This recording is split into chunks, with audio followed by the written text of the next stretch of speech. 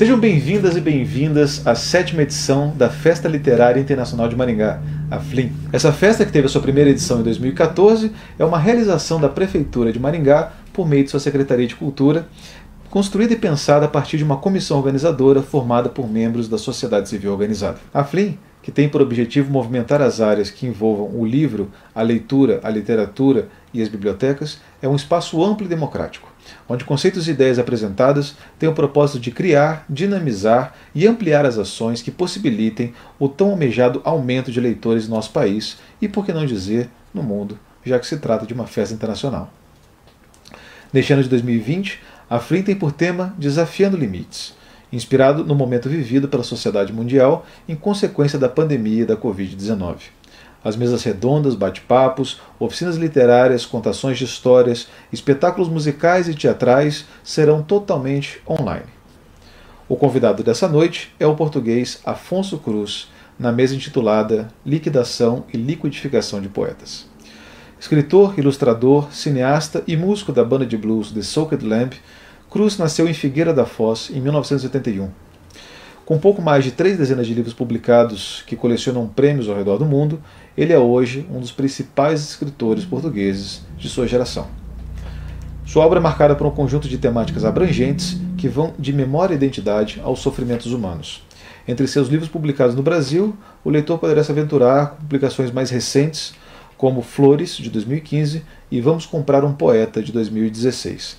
A mediação fica por conta da escritora Thaís Prete. Obrigada pela apresentação, Yuri. Nós temos aqui, como já foi dito, a honra de receber Afonso Cruz, escritor português, com mais de 30 títulos publicados e vários deles disponíveis também no Brasil. Então, entre esses títulos mais conhecidos e que nós temos a possibilidade de encontrar aqui, nós temos Os Livros que Devoraram o Meu Pai, A Contradição Humana, Jesus Cristo Bebia Cerveja, Para Onde Vão os Guarda-Chuvas e Vamos Comprar um Poeta, recém-publicado aqui no Brasil. Como se não bastasse tudo isso, como já foi mencionado, Afonso Cruz também é ilustrador, realizador de filmes de animação e membro da banda The Soaked Lamb. Oi, Afonso, já temos você conosco. Boa noite.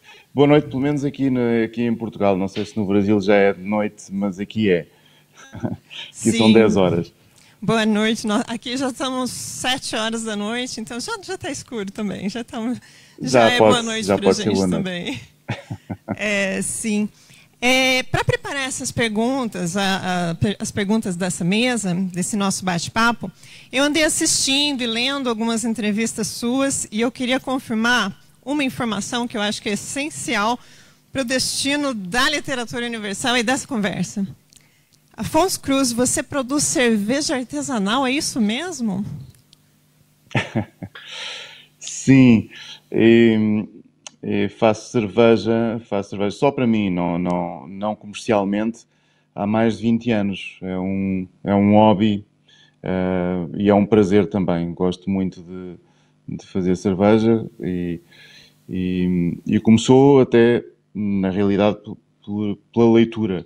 Eu estava a ler um livro de um monge do século XVII e ele dizia na introdução desse livro que o fabrico da cerveja era uma maneira de compreender o universo, compreender o mundo, em que ele dizia que servia de alegoria para a filosofia natural, como se chamava na altura, às ciências que tinham que ver com o mundo físico.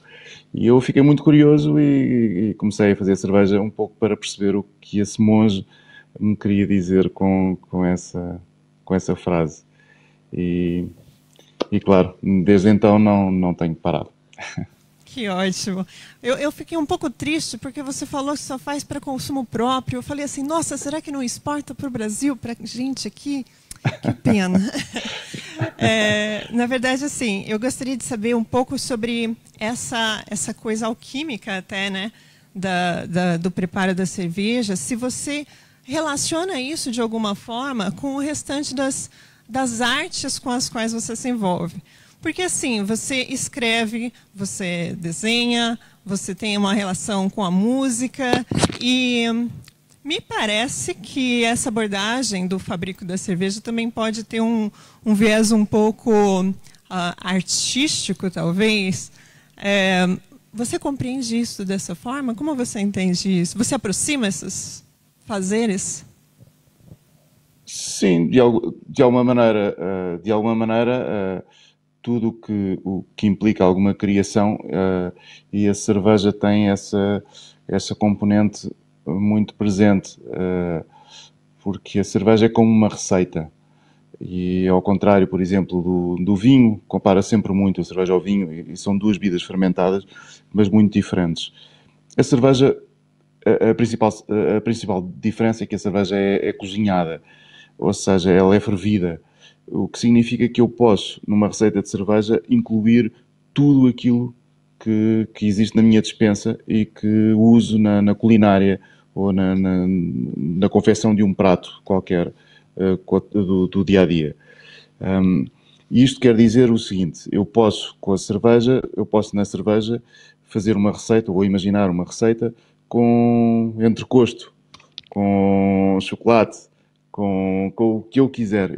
A cerveja pode levar exatamente os mesmos ingredientes que eu tenho à disposição na despensa. E, portanto, implica aqui uma ideia muito evidente de criatividade. Ou seja, eu posso substituir determinados ingredientes por outros, misturá-los, remisturá-los, e que no fundo é esta a essência da criatividade. Nada nasce do nada, mas sim da recombinação de elementos básicos, que neste caso são ingredientes, mas que na escrita ou na criação artística que seja, é sempre a mesma coisa. Ou seja, nós temos à disposição, vamos imaginar na pintura, eu tenho à disposição determinadas cores. Essas cores, as cores básicas ou elementares, que são três.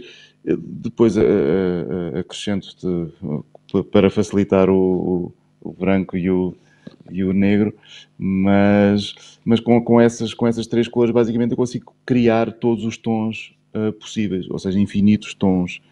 E portanto, a criação é uma mistura de elementos muito básicos. E funciona na pintura da mesma maneira que funciona também na literatura. E se nós pensarmos de uma maneira, se levarmos ao limite a ideia de literatura, ela é composta de 20 e tal signos, que são as letras do alfabeto, e com essas letras do alfabeto nós conseguimos contar infinitas histórias, e portanto todas as histórias que consigamos imaginar. E é apenas pela mistura desses elementos básicos. Um pouco como a própria vida, também é uma combinação de elementos como o ADN e por aí fora. E portanto também na cerveja temos essas características.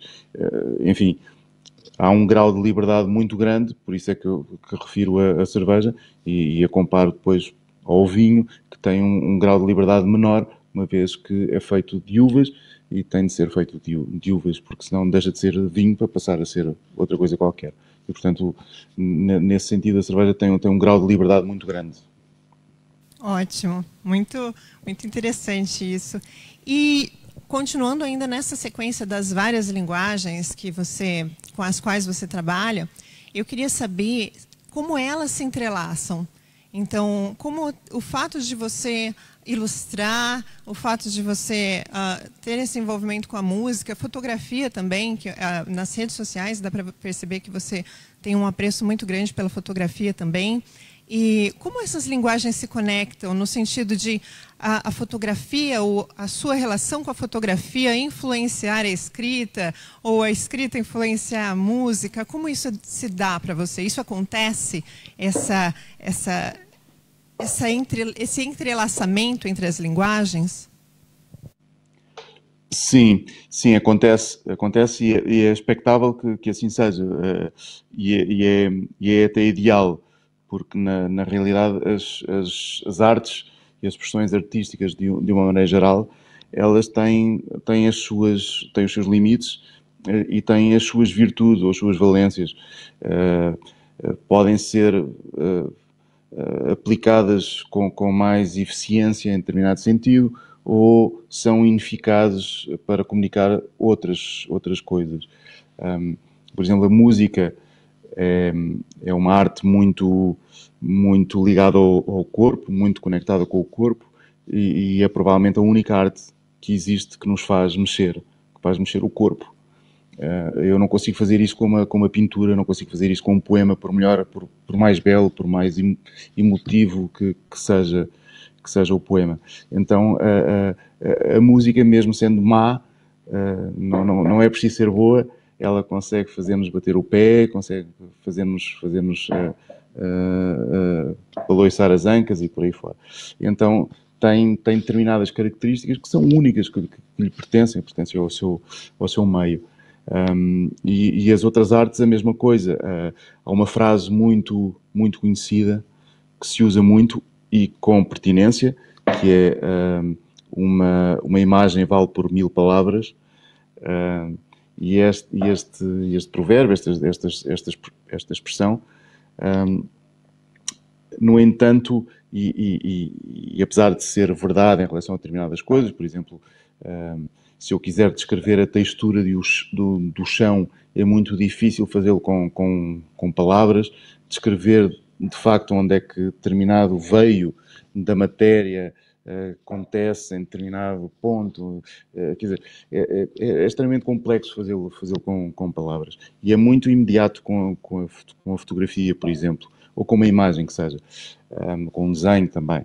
É mais fácil fazê-lo com um desenho. E as pessoas apreendem imediatamente, ou seja, a recepção, a interpretação, a recepção da imagem, a fruição da imagem é imediata. Eu recebo a imagem e compreendo o todo, mas com a leitura não, eu tenho de ler uma palavra a palavra, ou seja, ela desenrola-se com o tempo. E nesse sentido é muito diferente da pintura, da fotografia, da imagem, etc. E por acaso, o Milor Fernandes tinha uma frase que eu cito muito e que acho muito inteligente, muito sagaz, e revela também a capacidade que ele tinha de síntese, de aforística, de apontar uma determinada realidade. E ele dizia que uma imagem vale por 1000 palavras. Tente dizer isso com uma imagem. E não é possível dizer que uma imagem vale por 1000 palavras através de uma imagem. Então, só através das palavras é que conseguimos fazer isso. E isto, para resumir, as artes têm, de facto, os seus campos de ação. É muito importante conhecê-los e é muito importante saber usá-los. E no meu caso, tenho esse privilégio ou essa sorte de conseguir conciliar alguns deles e que obviamente se contaminam. Porque eu, quando chego a determinada altura e quero dizer determinada coisa, eu percebo-me que a melhor maneira de o fazer será através de uma destas artes. E, portanto, tenho a possibilidade de escolha. Mais uma vez estamos a falar de graus de liberdade. Aqui também é um exemplo desses, em que eu posso escolher o caminho a trilhar. Legal. É interessante isso que você falou a respeito das linguagens artísticas e o que a gente pode dizer com cada uma delas. Eu pensei a respeito das línguas mesmo, né? Parece que determinadas línguas são mais adequadas para a gente expressar determinados sentimentos do que outras, né? Inclusive pelas palavras que a gente tem em algumas línguas e não em outras. A saudade na língua portuguesa, que nós não temos na língua inglesa. Então, a saudade é diferente nas duas línguas, né? E vamos continuar na questão da arte ainda, mais um pouquinho. Só que agora a gente vai falar de um livro específico, que é Um Pintor Embaixo do Lava-Loiças. Eu vou citar um trechinho em que o Vavra está conversando com o Sors, e ele diz: a arte é o maior crime da humanidade, pois vai contra todas as leis e contra tudo que é estabelecido e seguro. É o maior crime que a sociedade pode imaginar, pois é através dela que tudo se destrói. Esses que falam em criatividade não sabem o que é criar. Destrói, esmaga e sob teus pés nascem as ervas. Não é preciso construir, é preciso destruir. Arrasamos todas as ideias feitas, todas as instituições, todos os monumentos, e dos escombros naturalmente nascerão coisas. E o artista estará lá para as destruir, para que nasçam outras. O que eu quero saber nessa pergunta é o quanto você, Afonso Cruz, concorda ou discorda dessa perspectiva do Vavra sobre a arte, e qual que é a sua visão da atuação do artista na sociedade e nesses processos, construir, destruir. Como é que você interpreta isso? Bom, essa personagem é um artista muito, muito radical, e muito radical também para mim, porque não tenho essas características, não sou nada extremista nas opiniões, e portanto não me revejo propriamente nessa personagem, ainda que a arte e em relação a isso não só concedo, como acho que é uma, de certa maneira, uma boa definição. Eu acho que a arte tem de criar ruptura. Quando eu digo ter de, já estou aqui a diminuir a liberdade da arte, a obrigá-la a alguma coisa, mas de facto é raro quando a arte não cria ruptura. E se calhar é uma das características mais prevalecentes na arte. E se calhar a única que é comum a qualquer obra de arte. Mesmo quando se faz uma arte, um objeto artístico que é uma reprodução simplesmente para contrapor a ideia de ruptura, é por si só já uma ruptura. Ou seja, foi exatamente o que aconteceu com a pop art, por exemplo, que disseram, não, mas nós podemos criar uma arte que é reproduzida e que, portanto, não é um objeto único, etc. E contrapõem a ideia de objeto único, mas estão à mesma a criar ruptura. Ou seja, naquela altura eles criaram uma ruptura. E se eu imitar aquilo que eles fizeram, eu não estou a fazer um objeto artístico. Ou, em princípio, não estarei a fazer um objeto artístico, mas sim artesanato, porque é uma repetição de uma obra que já foi feita. Foi feita de raiz, com determinado significado. Então, a ruptura é, de facto, uma ideia muito, muito importante para a arte, e também muito importante para a sociedade. É muito importante para nós, porque é precisamente através de determinadas rupturas que nós vamos criando progresso, que vamos criando desenvolvimento, que vamos criando soluções para todos os problemas que vamos encontrando. E, portanto, isso implica, à partida, a ruptura com ideias feitas. Portanto, para criarmos alguma coisa de novo, temos, sem dúvida nenhuma, de derrubar algumas paredes. E claro, isso é muito evidente fisicamente. Fisicamente, nós, para sairmos de determinado lugar, temos de abrir portas, abrir janelas, ou seja, partir alguma parede para conseguirmos ter mais espaço. E agora falo só do espaço físico, mas intelectualmente funciona exatamente da mesma maneira. Temos de destruir alguma coisa para conseguir encontrar portas e janelas dentro da nossa cabeça. E, portanto, é fundamental essa ideia de destruição. E isto só para contextualizar, a destruição tem sempre uma carga muito negativa, mas as virtudes, ou os vícios, como se chamavam na Idade Média, o que acontece é que eles não todos nem eu posso dizer que a violência ou determinada atitude, ou a ira, por exemplo, ou parecem à partida uma coisa negativa, mas eu acho que depende da maneira como são usadas. E nós podemos pensar que a ira por exemplo, no contexto da violência doméstica é horrível, mas a ira contra o racismo, por exemplo, é uma virtude. E, portanto, depende do seu uso. E isso, de facto, é a coisa mais importante para balizar as nossas vidas. É a utilização das virtudes ou dos vícios, se quisermos, é o modo como o fazemos. Ótimo.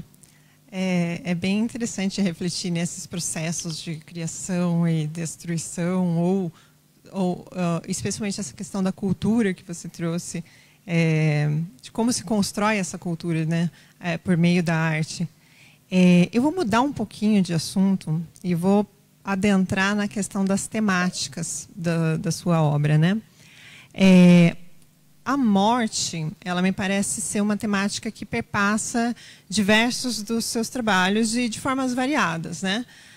Nós temos os pais e a avó no Jesus Cristo Bebia Cerveja, nós temos os pais dos personagens de Flores, nós temos os pais o pai do personagem do pintor embaixo do lava-loiças, dos livros que devoraram o meu pai. Então, nós temos essas diversas mortes e também existe a imagem da morte simbólica do grão no Jesus Cristo Bebia Cerveja para se transformar em cerveja, o grão que morre para se tornar alguma outra coisa.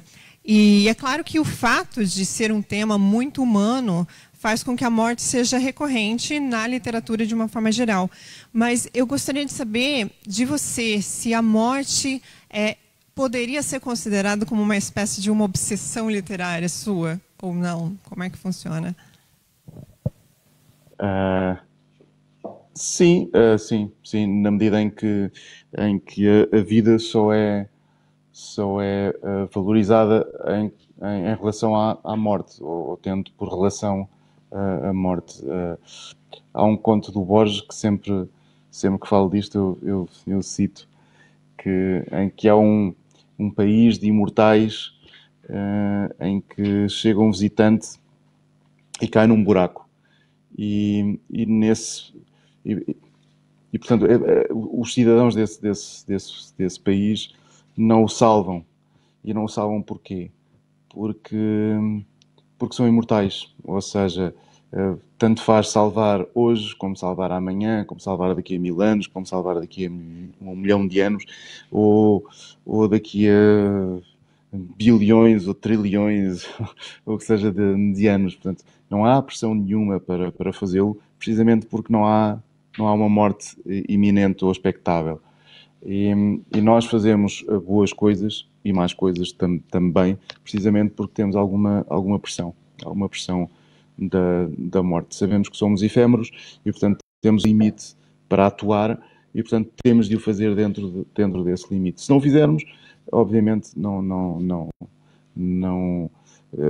já estamos mortos de alguma maneira. E por isso a morte é sempre muito relevante para as nossas ações. Se nós perguntarmos se eu for morrer amanhã, será que eu continuaria a portar-me assim? Será que eu continuaria a agir assim? O que é que eu faria hoje se fosse morrer amanhã? E tem uma grande tradição isto, não só na cultura ocidental, em quase todas. Mas na cultura ocidental chamava-se isto memento mori, que é recordarmos-nos da morte. Alguns monges, algumas ordens monásticas tinham até como primeira ação do dia pensar na morte e na efemeridade da vida, porque de facto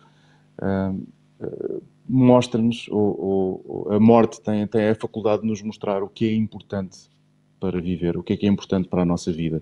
E nesse sentido, é se calhar o assunto que mais significado nos dá e que mais significado dá às nossas vidas. E claro, no caso dos meus livros, ainda que eu trato muito também de identidade, de memória, do amor, etc., eles estão sempre balizados e relacionados com a morte. De alguma maneira é impossível falar destas coisas sem citar ou sem ter presente esta efemeridade. E, portanto, é muito importante saber que amamos precisamente porque sabemos que vamos morrer. E temos até a ideia de que o amor transcende um pouco a ideia de morte. Mas essa ideia só podemos ter precisamente porque temos a morte muito presente, ou podemos ter a morte muito, muito presente. Então, sim, eu diria que é um grande assunto, e não é um assunto que eu possa dizer que é especialmente meu, porque obviamente não é. É um assunto que atravessa toda a literatura, atravessa os séculos, e muito provavelmente é o assunto mais recorrente em quase toda a filosofia. Se nós imaginarmos, é aquilo que nos provoca também mais dor, é aquilo que nos dá significado, como já disse antes, mas é também aquilo que é mais misterioso e incompreensível. Eu lembro-me de um conto de um escritor português contemporâneo do Fernando Pessoa, contemporâneo e amigo do Fernando Pessoa, que era o Mário de Sá Carneiro. Ele com 19 anos, creio, 19 anos, escreveu uma série de contos, e um deles chamava-se Página de um Suicida, e era um homem que se dizia um explorador num tempo, numa altura em que já não havia nada mais para descobrir, e a única coisa que faltava, a única coisa que nós ainda não tínhamos resolvido era precisamente a morte. E, portanto, ele ia suicidar, não como um suicida faz, mas como um explorador faz. A única diferença era que ele não voltaria depois para comunicar a sua descoberta, mas ele era a pessoa que iria descobrir o mistério da morte por sua vontade. E pensando ainda nesse mesmo tema, como que é para você, enquanto pessoa, enquanto artista, pensar nesse tema da morte num ano como 2020?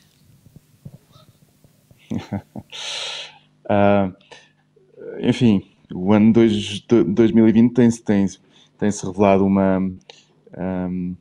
um ano surpreendente, ainda que as epidemias não sejam, ao longo da história, eventos surpreendentes, ou não deveriam ser, porque já passámos por várias, e por várias muito mais graves do que esta, e ao longo dos anos temos vindo a ser alertados para a possibilidade de aparecerem novas epidemias, e cada vez mais letais ou cada vez mais perigosas, e esta foi um pouco mais grave, ou foi bastante mais grave do que as outras recentes, como a gripe das aves e a gripe A e por aí fora, mas ainda assim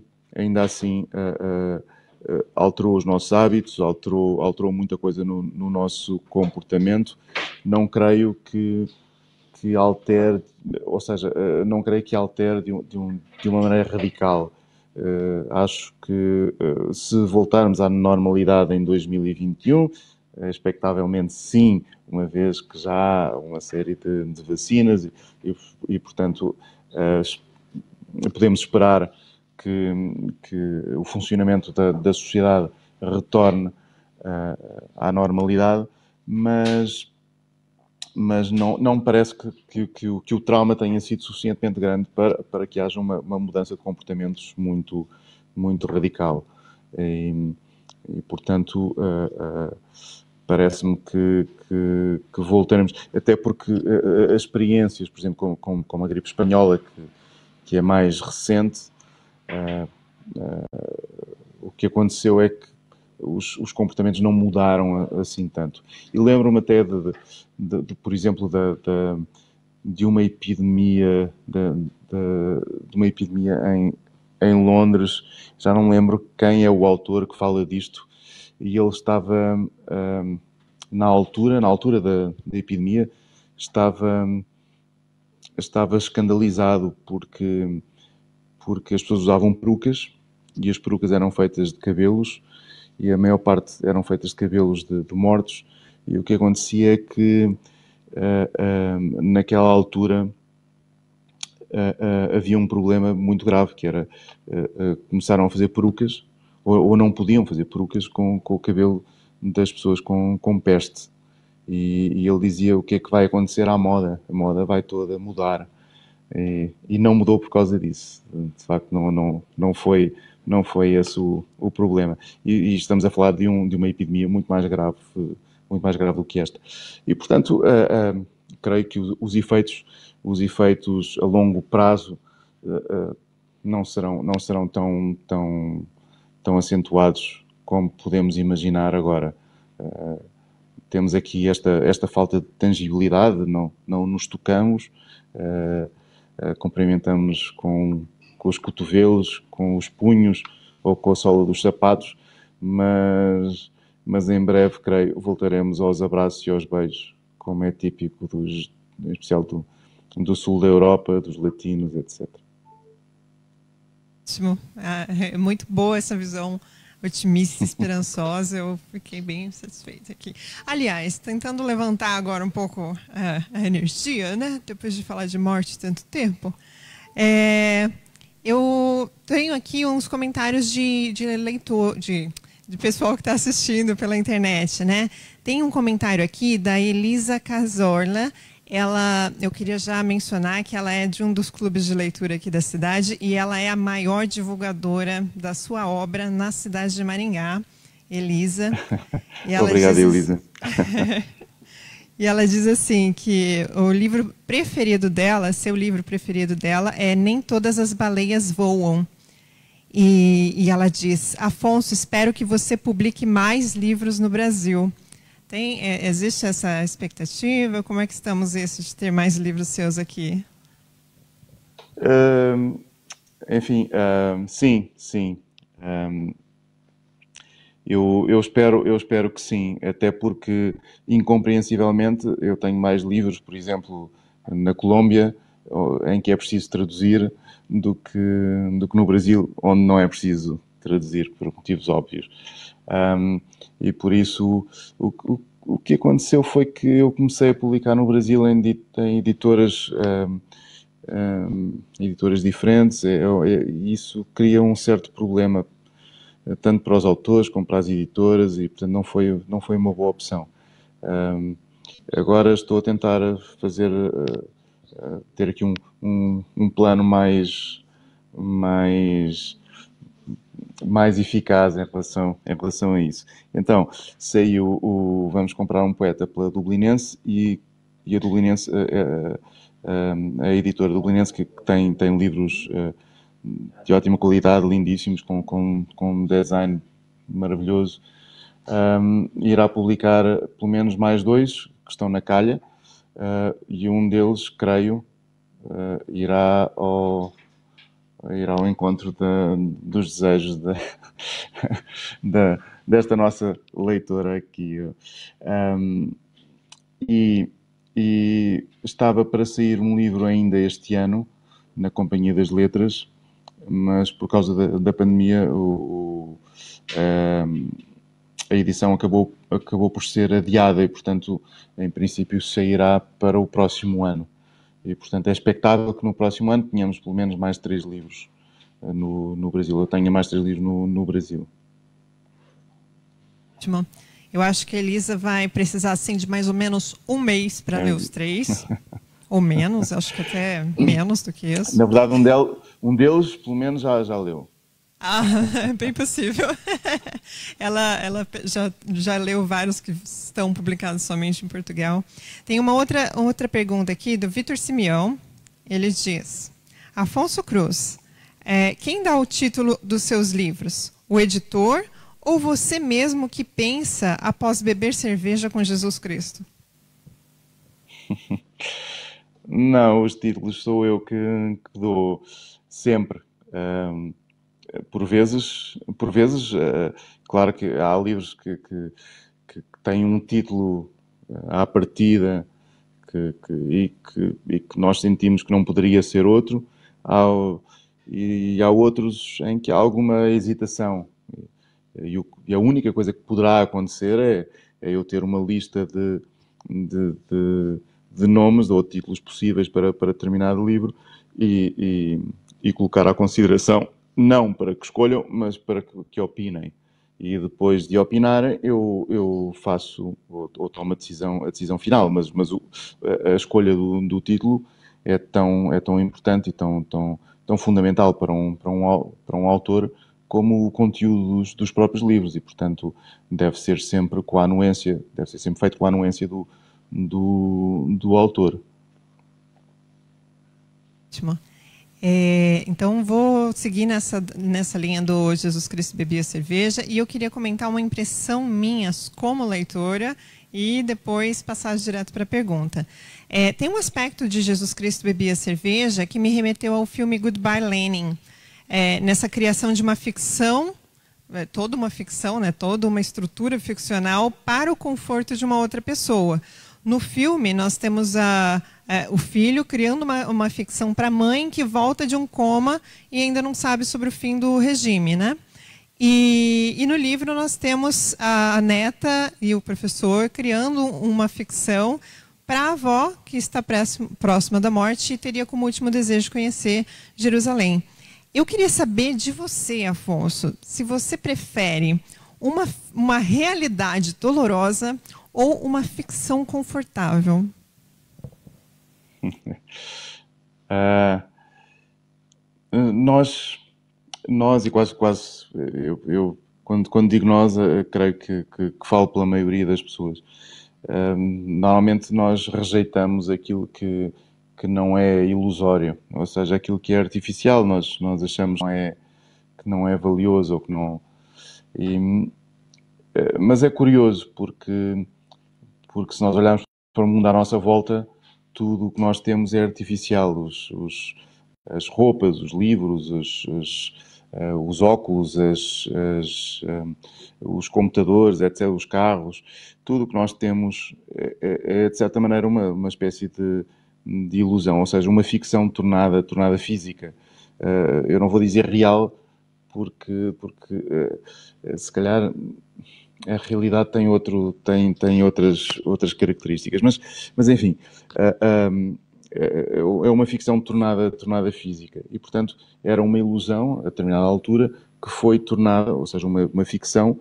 Eu imaginei um livro e tornei-o físico, tornei-o real, ou fiz com que existisse. E com a maior parte das coisas com que nós vivemos, passa-se isto. Nós não temos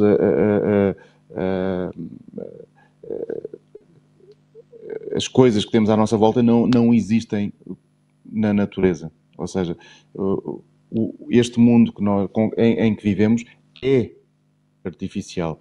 Agora, é obviamente também real em certo sentido, mas não deixa de ser artificial. E por aí eu tenho pouca. Há aqui as fronteiras entre o que é ficção e o que é realidade diluem-se um pouco quando pensamos nisto. E às vezes diluem-se com o tempo. Obviamente que em determinadas alturas nós efetivamente preferimos a verdade, a realidade, por mais que nos doa e por aí fora, etc. E muitas vezes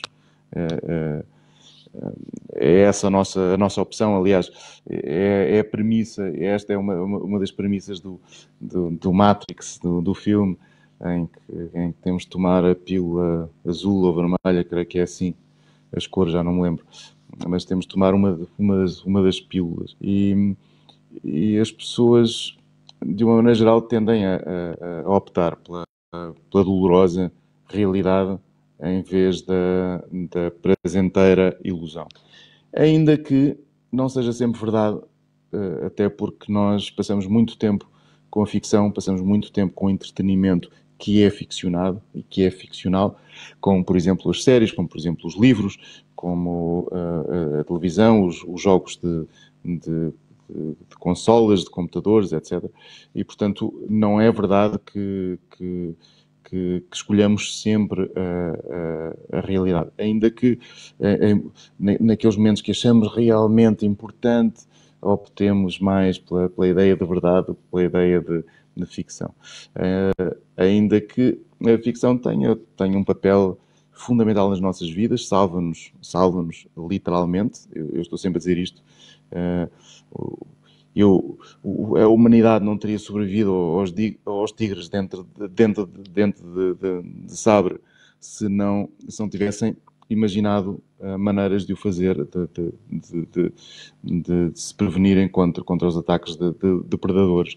E, portanto, porque não nascemos tão fortes quanto os outros. Portanto, tivemos de criar, inventar, e foi através da ficção que o fizemos.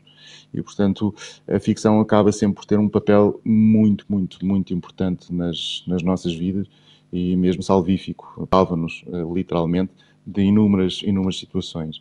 Ainda há pouco tempo eu referi, numa entrevista, o caso que é uma experiência mental de um pensador chamado Rolf Dobelli, em que ele coloca a seguinte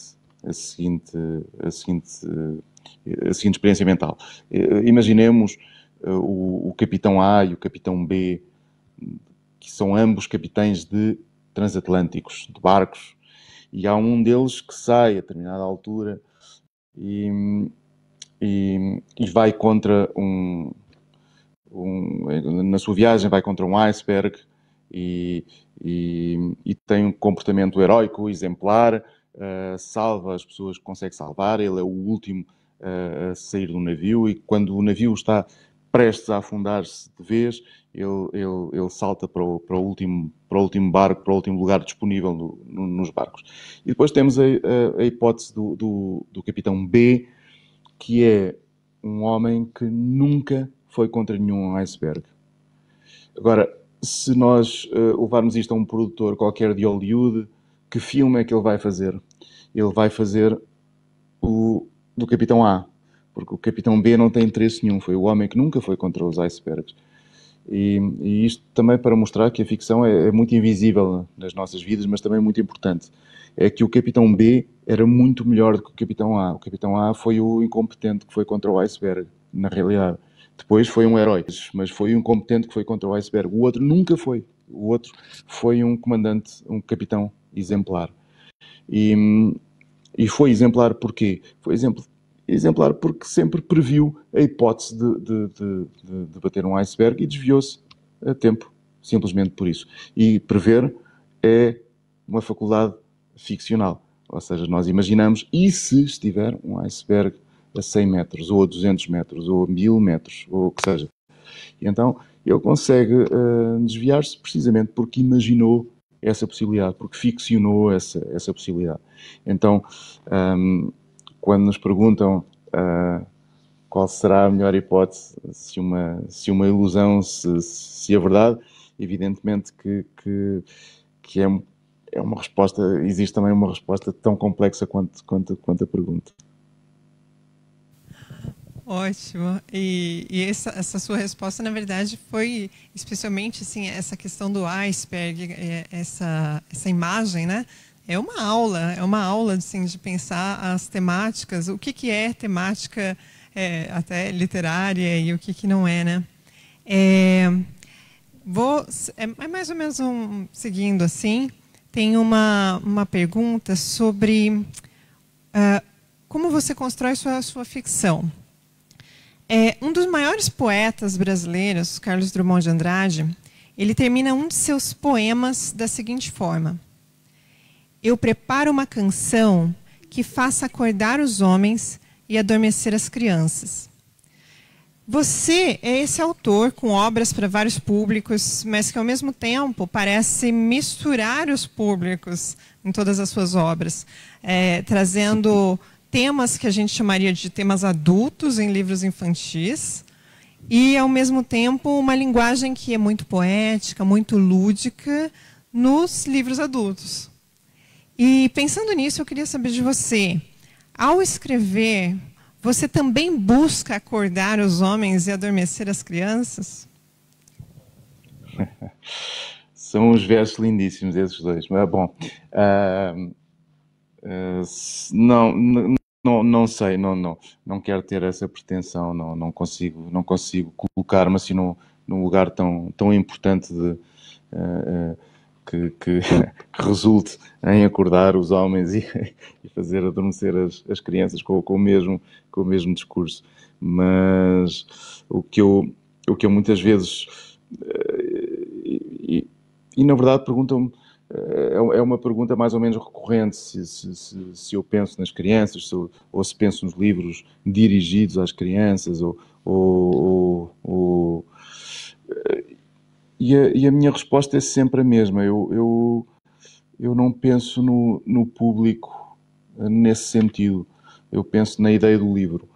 Ou seja, eu tenho uma ideia, tenho uma ideia que quero concretizar, que acho que vale a pena ser partilhada, e imagino a melhor maneira de o fazer. E por vezes o resultado é abrangente. E o que acontece, e que para mim é uma excelente definição do que é um livro infantil, é que é um livro inclusivo. Ou seja, não exclui as crianças. É um livro para adultos que não exclui as crianças.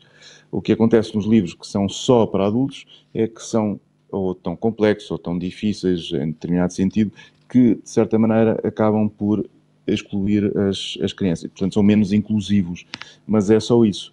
Os livros para crianças não são para crianças, são para adultos. São livros para adultos, mas que as crianças os podem compreender e fruir. Podem ser leitoras desses livros. Depois, existe a possibilidade dos livros só para crianças. Mas normalmente são livros maus. Eu dou sempre o exemplo. São livros que têm que são muito transitórios, que duram muito pouco nas nossas estantes e, portanto, acabam por morrer, ou seja, tornam-se mortos, corpos mortos, tornam-se com muita facilidade. Que são, por exemplo, vamos imaginar um livro para ensinar as cores às crianças.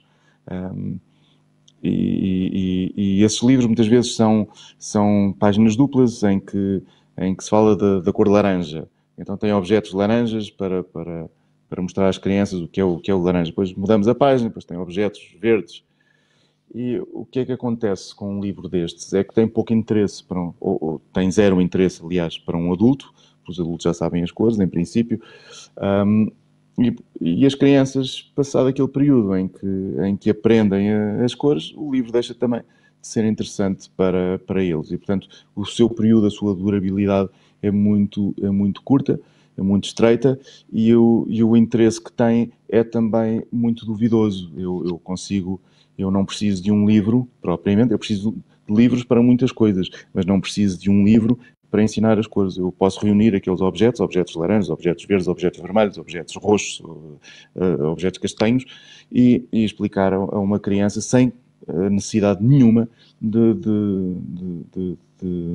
um livro, de gastar dinheiro num livro e de o imprimir e tudo aquilo que está ali à volta. Mas este é um livro especificamente para crianças. Este livro que ensina as cores não é dirigido aos adultos, não é interessante para os adultos. O que eu acho de um livro infantil é, como disse antes, é que deve ser interessante para os adultos, deve ter alguma coisa interessante para os adultos e poder ser fruído ou ouvido por crianças. Como, aliás, acontece muito com os novos filmes de animação que têm sido feitos, são muitas vezes apreciados por uma faixa ou por um espectro muito grande de espectadores. Portanto, podem ir dos 9 aos 99 ou dos 7 aos 77, como se dizia, de uma revista que era publicada há uns anos em Portugal. E, portanto, como dizia inicialmente, coisa mais importante é a ideia que tenho e torná-la eficaz. E às vezes implica excluir as crianças e outras vezes implica incluí-las. E é só isso. Não é propriamente uma intenção, uma estratégia nesse sentido. É uma relação de honestidade para com a ideia que tenho. Quero que ela seja realizada da melhor maneira possível e, como tal, é isso que eu faço. Por vezes implica, como dizia, que tenha de afastar as crianças de uma maneira natural, porque o conceito é demasiado complexo, demoraria muito tempo. Todos os conceitos são possíveis de explicar às crianças, mas por vezes demora demasiado tempo, torna as coisas demasiado didáticas e aborrecidas, e então abdicamos disso em prol da tal eficácia que dizia antes, da eficácia da comunicação. Tenho uma ideia e a concretização deve obedecer, no meu caso, obedece à concretização dessa ideia, ou à melhor concretização dessa ideia. Ótimo. Eu queria falar um pouquinho a respeito de um livro um livro seu que vai mais ou menos nessa direção, né? Vamos Comprar um Poeta, que me parece assim um livro que é bastante acessível para crianças também, né? É o seu último livro publicado aqui no Brasil. E nós temos nele esse mundo que parece uma distopia, no qual as pessoas compram artistas para ter em casa. Eu assisti uma entrevista sua em que você comenta que, mesmo quando parecem coisas distópicas ou fantasiosas, o que você escreve tende a ter um pé na realidade. Tanto que você menciona nessa entrevista situações históricas em que essa compra de artistas e filósofos foi mais literal do que metafórica. Hoje em dia, eu acho que me parece que essa compra de artistas é mais metafórica, né? Já que o artista muitas vezes precisa se vender de alguma forma ao que o mercado pede ou ao que a mídia pede, enfim. Como que você vê essa questão dessa venda, dessa vender-se enquanto artista? Enfim, o que eu digo em relação a Vamos Comprar um Poeta, que ainda que pareça um título insólito e pareça estranho comprar um poeta, eu estou sempre a dizer que as pessoas compram-se e vendem-se todos os dias desde que sabemos existir a humanidade. Ou seja, seja pela escravatura, que é uma maneira muito literal de perceber esta ideia de vender e comprar pessoas, mas também todos os dias nós vemos isto em todas as sociedades, em todos os países. Outras maneiras um pouco mais subtis de vender e comprar pessoas. E uma das mais recorrentes, daquelas que vemos a miúde à nossa volta, é a corrupção. A corrupção é uma forma recorrente, banal, trivial, do cotidiano de comprar e vender pessoas. E, portanto, o que normalmente acontece é que as pessoas vendem os seus princípios ou vendem determinada coisa que deveria ser o farol da sua alma, o seu esteio, a sua coluna vertebral, e vendem isso em troco de algum dinheiro. E com os artistas passa-se exatamente a mesma coisa. Eu também posso imaginar que vou não ser fiel àquela ideia e àquele conceito que falava antes, e em vez disso vou adequar a minha linguagem, o meu conceito, a minha ideia ou aquilo que pretendo fazer, a minha empresa, vou adequá-la ao gosto do público. Porquê? Porque posso ganhar dinheiro. E nesse sentido estou a fazer exatamente a mesma coisa. Estou a autocorromper-me. Faço aqui uma espécie de corrupção em que o corruptor e o corrompido são basicamente a mesma pessoa. Mas O que na realidade, a única coisa que na verdade é insólito num poeta e num artista é que normalmente não se corrompem, ou seja, não se compram artistas, não se compram poetas porque geram pouco lucro. Portanto, compram-se políticos porque geram muito mais lucro. É muito mais lucrativo corromper um político do que corromper um artista. É muito mais inofensivo, e é muito mais inofensiva a corrupção do artista do que de qualquer outra atividade, muito provavelmente. Bom, não todas, mas pelo menos algumas delas sim. São muito mais perigoso corromper um advogado, um juiz, um médico. É muito mais perigoso corromper um político do que, em princípio, fazê-lo com um artista. E, portanto, nesse sentido, há aqui uma ingenuidade da arte em relação à sociedade que não me parece ser tão malévola. Ótimo. A gente está se encaminhando aqui para o final, então eu vou direcionar mais uma pergunta, considerando já essa sua resposta, e depois a gente segue para um encerramento. Considerando essa sua resposta que você mencionou, essa questão da corrupção e etc., eu fiquei aqui me perguntando o quanto que você considera que é necessário ou que você acha ético, de repente, que o artista se posicione dentro da sua arte, politicamente ou ideologicamente. Você acha que isso é um compromisso ético, ou você acha que a arte precisa ser sempre livre? Como é que isso funciona para você? Eu acho que depende do contexto e depende das necessidades.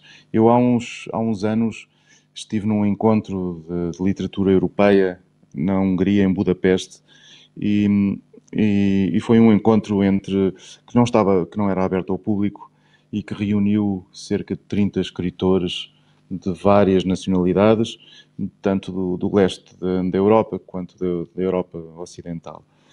E curiosamente este tema foi abordado, o tema do escritor engajado, se o escritor deve ter um papel social e político evidente ou não, e basicamente aquela sala dividiu-se em dois grupos. O grupo do leste, que achava que sim, e o grupo do ocidente, que achava que não.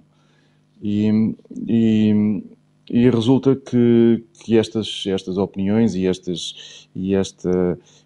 divergência em relação ao papel do escritor se devia, sobretudo, a que alguns países ainda sentissem muito o peso da falta de liberdade, porque viveram ditaduras políticas até muito tarde e alguns continuam com graves problemas político-sociais que se mantêm e que parece não haver um horizonte, parece não haver solução à vista.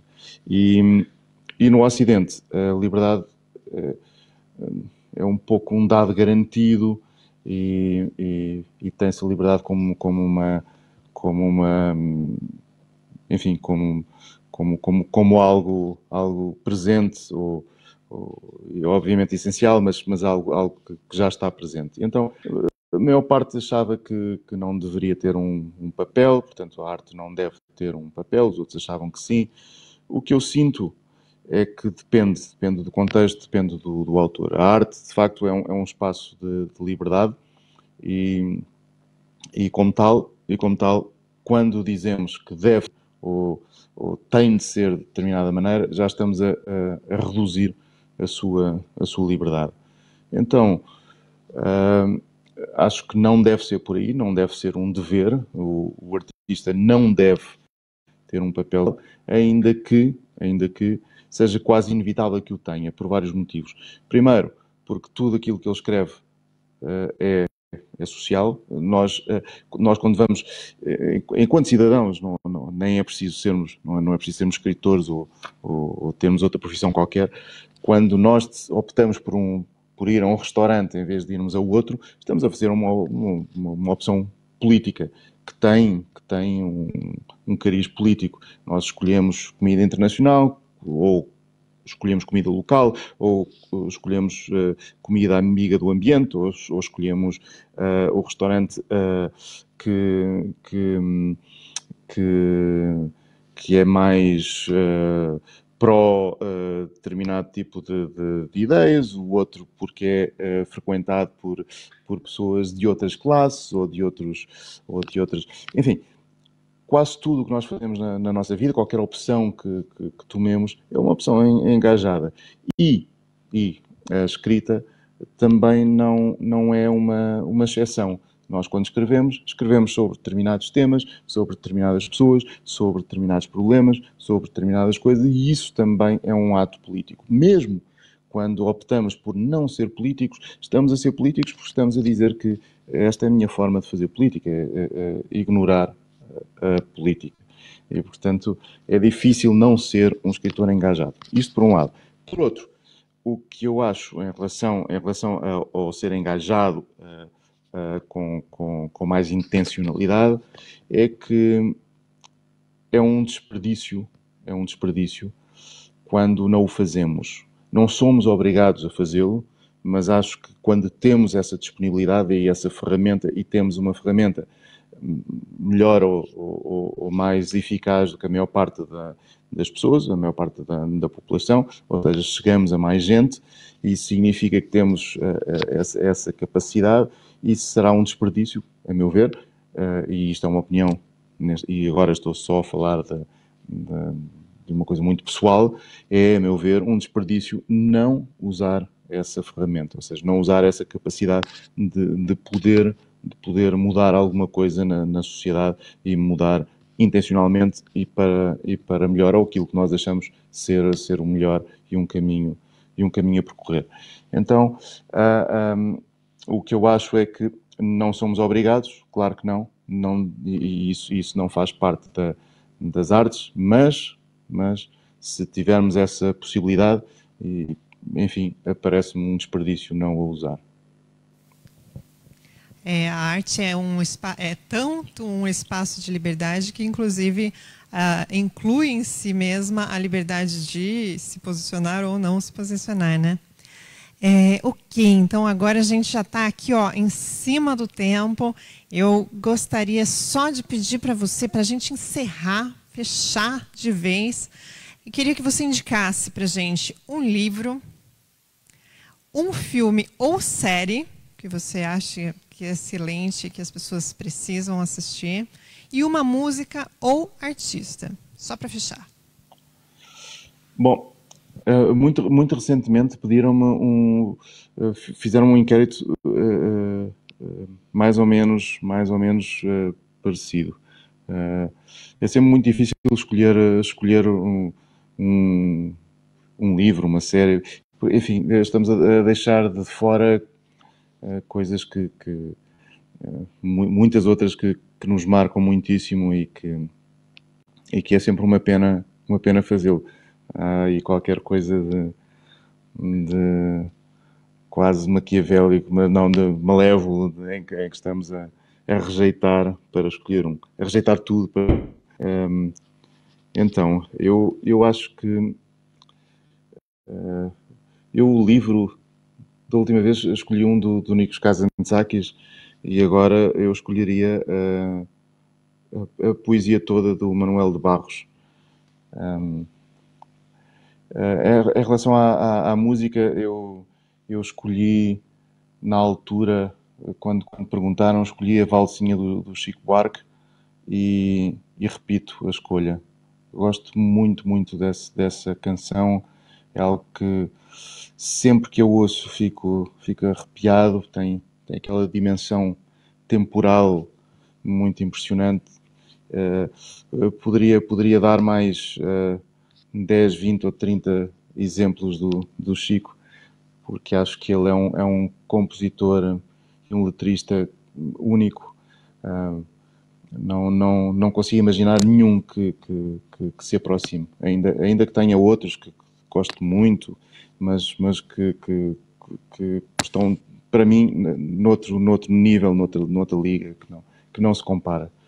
Em relação à série, eu escolhi Os Sete Palmos, eu não sei como é que se dizem, como é que ela foi traduzida. Era Six Feet Under em inglês. Em português, de Portugal, era Os Sete Palmos de Terra. Foi uma série também que me emocionou muito, especialmente aquele final. É um final muito lamechas, mas lindíssimo, que me deixava a chorar. Eu vi mais do que uma vez e continuei a sentir a mesma emoção. E, portanto, já disse a música, já disse o livro, já disse a série, falta o filme, é isso? Era uma série ou filme, mas aceitamos uma indicação de filme okay, também. Okay. Naquele caso, a mim aborrece-me às vezes as escolhas dos livros também. Livros e filmes às vezes aborrece-me porque os autores têm sempre aquela tendência a escolher coisas muito intelectuais. E eu, da última vez, escolhi um filme mais ou menos, que era A Noite na Terra, do Jim Jarmusch, ou Jim Jarmusch, não sei como é que se diz, como é que se pronuncia o nome dele. E que é um filme lindíssimo. Um dos meus filmes favoritos é demasiado... É um daqueles filmes, enfim, um clássico do cinema, que é o Sétimo Selo. Mas eu não deixo de gostar muito, sei lá, do primeiro Indiana Jones. Então, poderia indicar uma série de coisas. Mas se alguém tiver paciência, poderia ser o Sétimo Selo. Há pouco tempo, com os amigos, estivemos a falar de um filme que adoro também, que acho que é, em termos de enredo, acho que é o enredo perfeito para um romance. É daqueles filmes que quando vejo, imagino, eu gostava de ter escrito o romance que daria a adaptação para este filme, que é Os Olhos Negros, do Nikita Mikhailkov, com o Marcelo Mastroianni. E o que é que falta? Falta alguma coisa? Ou... Não, já está completo, foi tudo certinho agora. Já está completo. Muito obrigada pela conversa, foi uma delícia, passou voando. E agradecemos muito em nome da festa, em nome da Secretaria de Cultura de Maringá. E uma satisfação falar com você. Muito obrigado, igualmente. Ótimo. Pessoal, agora nós encerramos aqui, nós vamos para a próxima mesa, que é a última mesa da FLIM, com Elisa Lucinda. Então, aproveitem, passem para o próximo link e continuamos por aqui. Até a próxima.